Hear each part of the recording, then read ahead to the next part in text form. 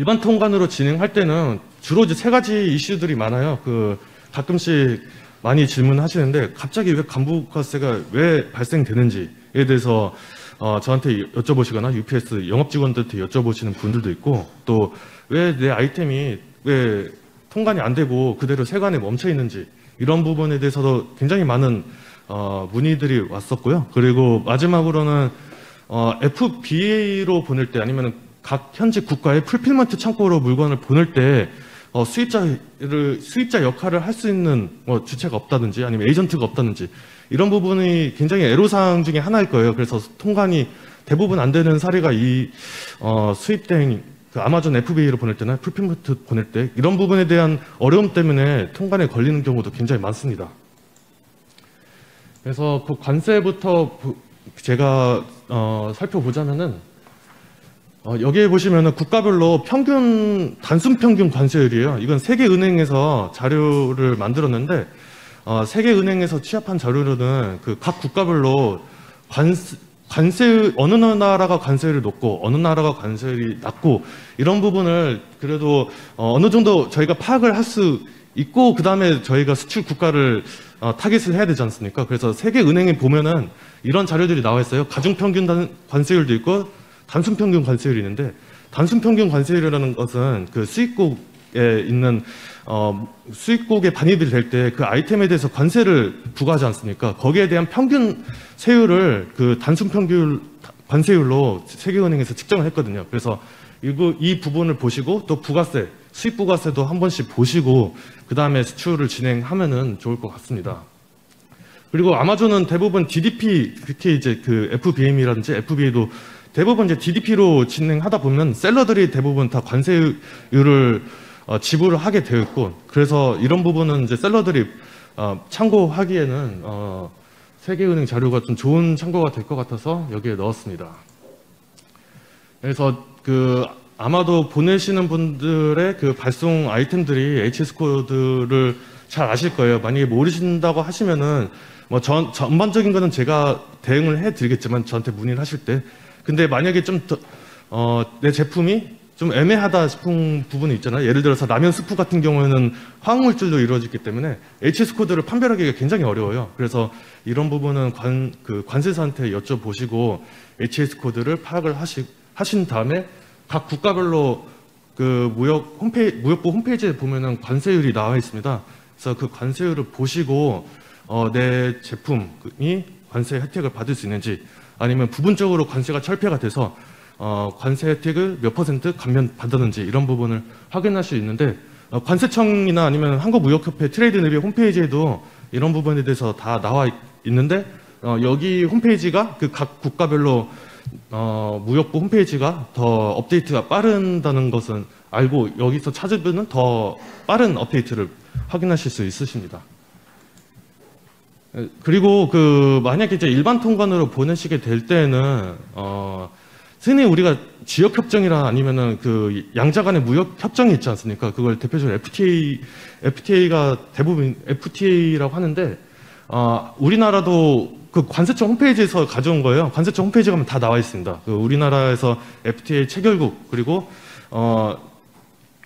RCEP이라고 해서 아마 올해부터 시작한 아세아 국가들끼리 지역협정, 이런 부분에 대해서도 이제 관세 혜택, 감면 혜택을 받을 수 있으니까 이 부분은 이제 관세청 가시면은 확인하실 수 있습니다. 그래서 저희가 운송사가 셀러분들께, 그리고 화주분들께 원하는 것은 원산지 증명서를 각각 발송할 때마다 픽업 기사분들이 오시잖아요. 그때 원산지 증명서랑 인보이스랑 그리고 수출 서류들을 제출을 하셔야 돼요. 그래야지 원산지 인정을 받고, 만약에 이제 우리나라 제품이라고 할 때, 우리나라 한국산이라고 인정받을 때 원산지 증명서를 항상 제출을 하셔야 됩니다. 그리고 이 원산지 증명서도 한 5년간, 국가마다 다른데 5년간, 미국은 5년간 보관을 해야 돼요. 그래서 수출된 시점부터 5년간은 꼭 보관하시길 바랍니다. 그리고 인보이스 쓰실 때 제품에 HS 코드를 꼭 기입을 하시는 걸 추천드려요. 안 하시는 셀러분들이 많아서 가끔씩 이게 다 HS 코드가 좀 세부적으로 나뉘면 어더라는 게 있어요. 어더로 빠지면은 그만큼 관세가 많이 부과가 되는 경우도 있거든요. 세관에서 이런 부분에 대한 HS 코드가 불문명하면은 세관에서 수입할 때 어더로 표기하는 경우도 많거든요. 그 각 국가에. 그래서 꼭 HS 코드는 정확하게 기재를 해주시는 것이 좋습니다.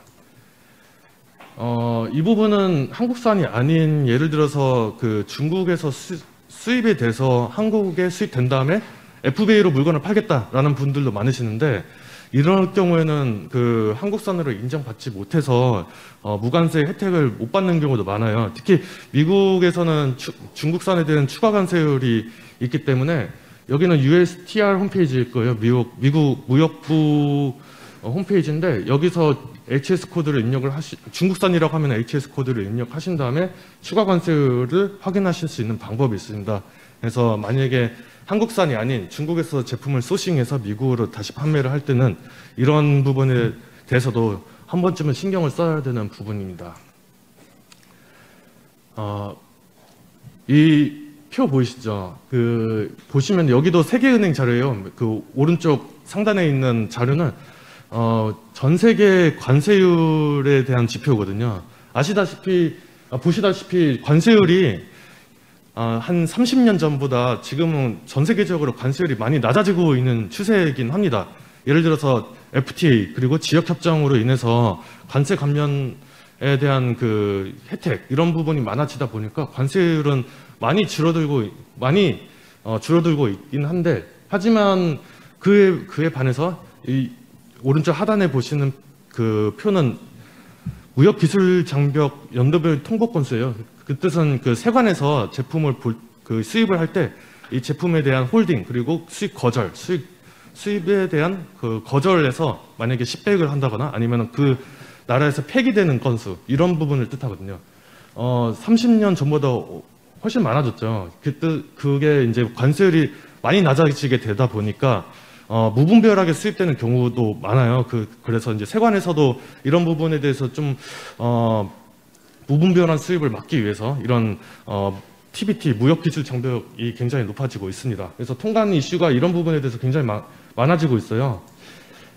그래서 아마도 제품별로 다르겠지만은 공산품, 특히 화장품이나 아니면 식품, 그리고 유아용품, 전자기기 등 제품에 대한 등록이나 인증을 받으셔야 되는 부분이 상당수 많을 거예요. 특히 바이어가 B2B로 수출하다 보면은 바이어가 이런 부분에 대해서 대부분 책임을 져주시는데, 만약에 FBA로 물건을 발송하시게 되면은 일단은 먼저 FBA 특성상 먼저 창고에 입고시키는 게 우선 그 FBA의 비즈니스 모델이잖아요. 그래서 수입자가 없어요. 그럼 수출자가 대부분 다 이런 인증 절차를 밟으셔야 되거든요. 그래서 이런 이제 인허가 규정들도 많이 요구가 되고 있는데, 이건 FDA 홈페이지에 있는 자료와 한국무역협회에도 이런 자료들이 많이 있습니다. 그래서 어떤 이유로 통관에 걸리는지에 대한 자료들을 제가 취합을 해봤는데, 라벨링이 잘못되거나 아니면 그 제품을 보내시는데 그 성분이 그 나라에 위험하다고 분류가 되는 그런 성분, 아니면 그 나라에서 규정하는 성분에 대한 함유량이 초과가 됐다거나, 그럴 때는 세관에서도 꼼꼼하게 이런 부분을 보긴 해요. 그래서 유럽은 아마도 유럽 집행위원회에서 바로 유럽 세관에서 이런 부분을 바로 규제를 하고, 미국은 세관이랑 FDA 같이 한국으로 따지면 식약청이라고 하죠. FDA에서 같이 검사를 하는 경우도 많습니다.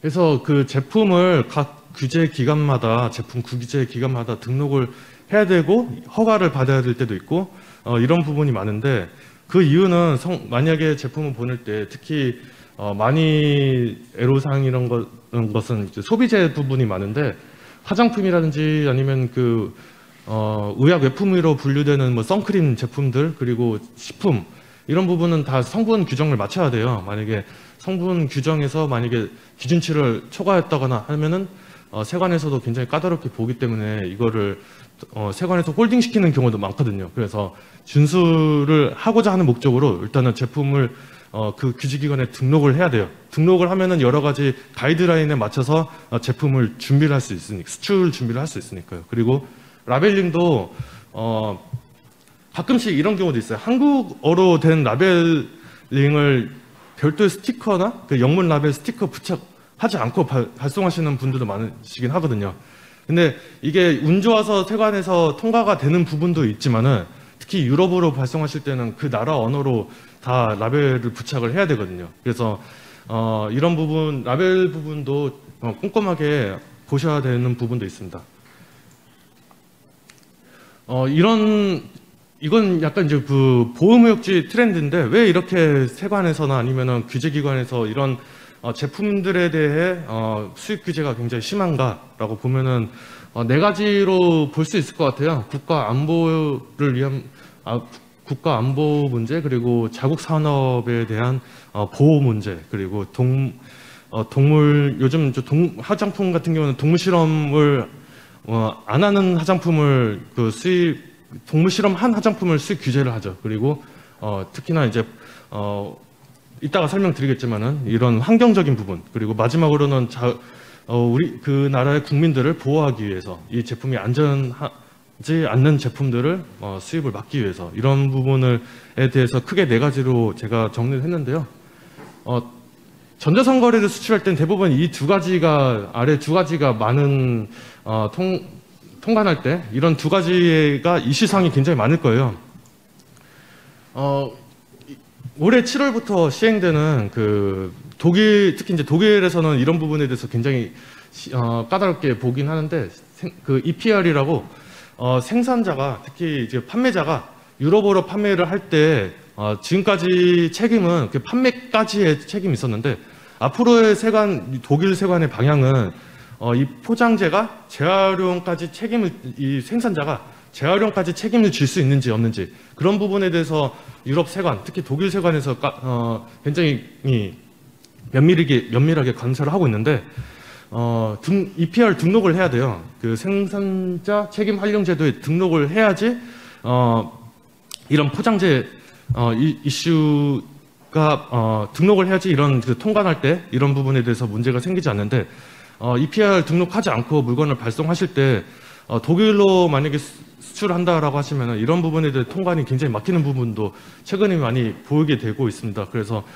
이런 부분도 한번 이제 수출하시기 전에 한 번쯤은 이런 부분에 대해서 좀 알고 보내시는 것을 권장을 드리고, 또 두 번째는 그 동물 실험 금지 확산이라고 제가 적어놨는데 화장품인 경우도 굉장히 많거든요. 그래서 유럽은 동물 실험 화장품에 대해서 규제가 심하고, 또 대만, 호주, 뉴질랜드도 이런 부분에 대해서 까다롭게 최근에 세관에서도 이런 부분에 대해서 좀 까다롭게 보고 있거든요. 그래서 이런 부분도 나중에 그 제품 등록하실 때 이런 부분에 대한 그 가이드라인도 다 나와 있기 때문에 여러분들이 수출을 하시기 전에 이런 부분도 한 번씩 보시는 것을 권장드립니다. 그리고 국민의 안전, 예를 들어서 제품을 수입을 할 때 있어서 이 제품이 안전한지 아닌지, 이 제품이 유해 성분이 있는지 없는지에 대해서 까다롭게 세관에서 심사를 하는데, 특히 많이 보이는 것이 그 식품, 그리고 화장품, 유아용품, 그리고 전자기기보다는 유아용품이 가장 많아요. 왜냐하면 유아용품은 어린이의 만약에 완구류다라고 했을 때 어린이 입에 들어갈 때 문제가 될 수도 있잖아요. 그래서 이런 부분에 대해서 미국에서는 CPSC에서 유아용품을 규제를 감독하고 있는데 CPC 인증이 필요를 하게 됩니다. 이 인증은 미국뿐만 아니라 중국도 그렇고 유럽도 그렇고 다 각가별로 다 인증이 있기 때문에 이런 부분도 꼭 확인을 하시고 하셔야 될 것 같습니다.